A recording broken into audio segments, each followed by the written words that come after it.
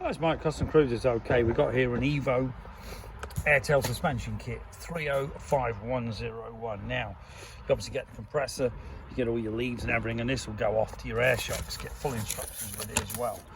Okay, now the big difference between the Evo and the Softail is this is both the same. Okay, exactly the same unit. It goes on the side of your bike, so this will be down here on the bike, and then all you do is you press these buttons up, down.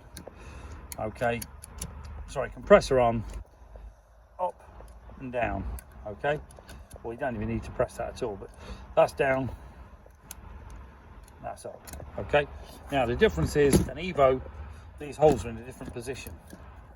Okay, I believe on the Evo they're up here actually, but to modify this bracket or basically make a new one is not the end of the world. So if you have got an earlier one or a later one, the only difference is the bracket. This is the same, this is the same.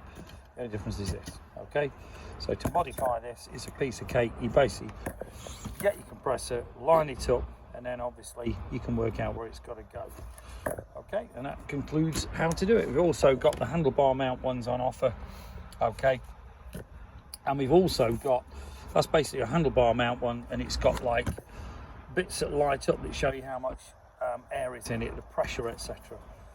Does exactly the same job as this. And we've also got the Softails and, well, the other bikes that have got the 4-hole handlebar clamp. We've got one that's all built in like that as well. So if you're interested in progressive controllers, we've also got the bagger ones as well, which go on the cylinder head. Okay, on the right hand side, and the compressor bit goes in your panniers. The Softails, obviously, this clamps around the swinging arms pivot at the top, where the pivot is. Okay, if you're interested, 01773835666, customcruisers.com.